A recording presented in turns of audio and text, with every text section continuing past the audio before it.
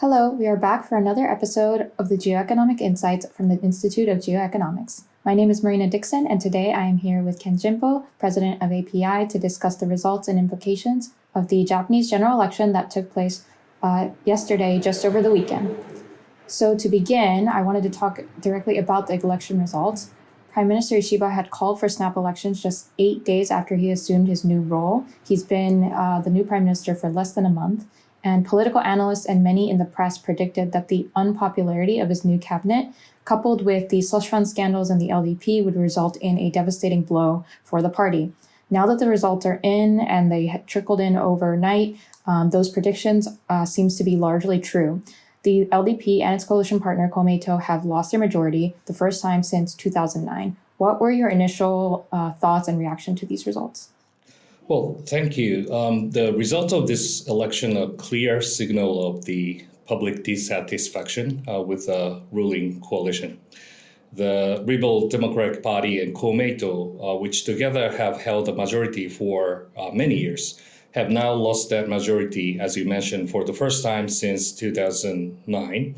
And this is a significant political shift, and it can largely be attributed to a combination of several factors.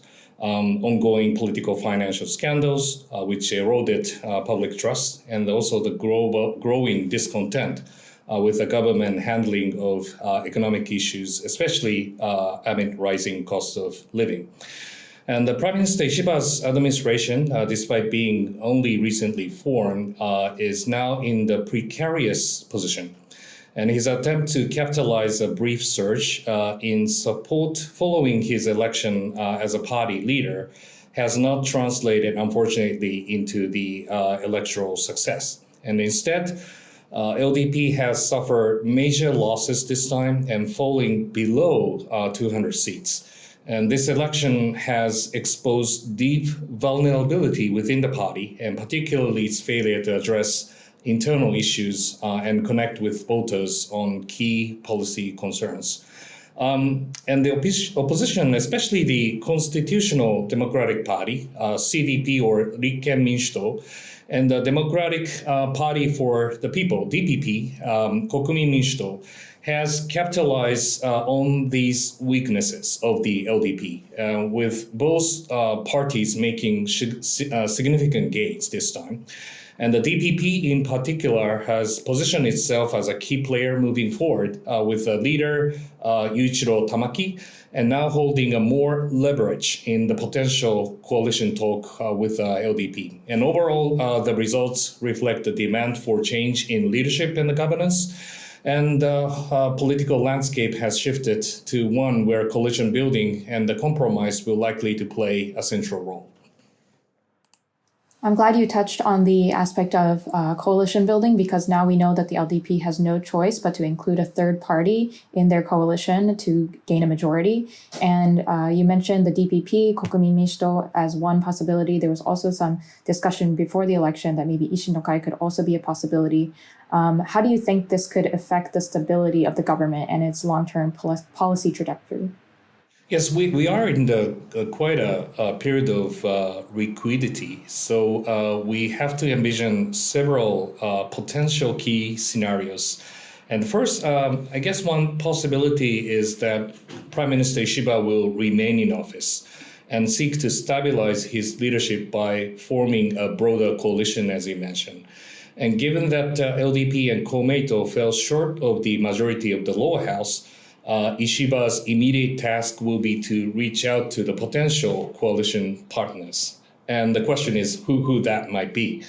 The most likely candidate for this will be the Democratic Party of the People, DPP, Kokumin Minshito, which gained a considerable ground in the election, which surprised me a lot. And if successful, Ishiba could secure enough seats to maintain a functional government, although this will require extensive negotiation and compromise on the policy.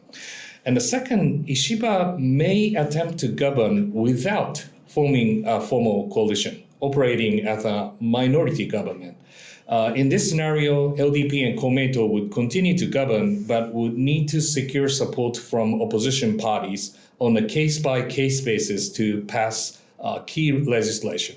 And while this would allow Ishiba to remain in power, it would certainly make governing highly unstable and difficult, especially with significant legislative hurdles like a budget and also, those key important legislation moving ahead.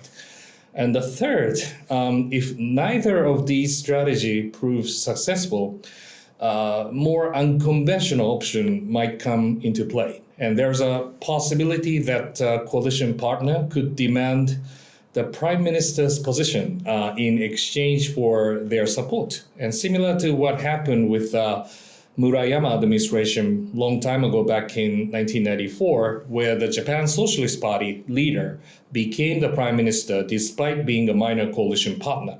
And in this case, for example, Mr. Yuichiro Tamaki from the DPP could take over the leadership to preserve the coalition and ensure political stability. But I think that this potential is quite low. Additionally, there's a potential scenario in which the opposition parties, including the Constitutional Democratic Party, the Rikken Minshito, unite and nominate their own candidate for the prime minister, and possibly Yoshihiko Noda, the leader of the CDP. And if this happens, enough opposition members support him in a prime ministerial vote, and it could lead to the fall of the Ishiba administration, ushering in the new government under Noda. And I think each of these scenarios present significant challenges regarding internal party dynamics and ability to build consensus among the multiple factions, so that the next few weeks will be quite critical in determining which direction that the Japan's political landscape will take. Finally, for our international audience who might be interested on the foreign policy and security policy implications, Prime Minister Ishiba has openly spoken about some ideas such as creating an Asian NATO in the region, and has also indicated that he is open to the idea of nuclear sharing, which has been met with staunch criticism both domestically from people in other parties as well as in his own party, as well as some of our regional neighbors who would be concerned about such ideas. How do you think that the foreign policy or defense policies of this administration, or what would become of this administration, will be shaped, and what kind of changes are you expecting? Yes, in terms of Japan's foreign national security policy, the recent election result and ensuring political uncertainty could have notable implication. Because Japan is currently navigating a complex international environment with key challenges like rise of China, North Korea's nuclear ambitions, and ongoing US-China strategic rivalry. And under the Prime Minister Ishiba, Japan's foreign policy has aimed to strengthen alliances, particularly with the United States, while enhancing Japan's own defense capabilities. And however, political instability following the election could temporarily slow down and will complicate these efforts. And if Ishiba remains in power and manages to secure stable coalition, we might expect more continuity in Japan's existing foreign policy, with a focus on maintaining a strong tie with the United States and deepening of defense cooperation in the Indo-Pacific region. However, if the minority government or fragile coalition would likely to make it more difficult to pass key defense and security legislation, especially as Japan seeks to further increase its defense budget and modernize its military under the new national security strategy.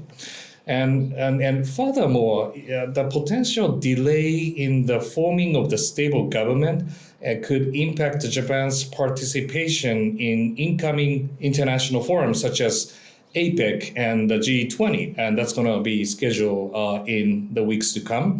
And these platforms are crucial for Japan to engage with key global partners, including United States and China. If Prime Minister Ishiba is forced to deal with domestic political challenges, it could weaken Japan's diplomatic leverage and its ability to contribute discussion on the global economic and security issues. And you mentioned about Ishiba's own idea of the forming of the Asian version of NATO and revising of the status of force agreement. nuclear sharing, those are the huge agenda that requires the very stable political backgrounds to move this agenda forward. Ishiba has already toned down these, agenda in his, from the campaign promises to right after he became the prime minister. But again, that these kind of issues are so huge that requires the consolidation of the debates within the party, which is now under the scrutiny. It is very hard to, push those agenda moving forward. Thank you. These are developments that we will be keeping a watch on as the weeks go by to see what comes out of this government. But for today, that will be all. Thanks so much for tuning in, and be sure to check out and subscribe to our YouTube channel for the next episode of Geoeconomic Insights. See you next time.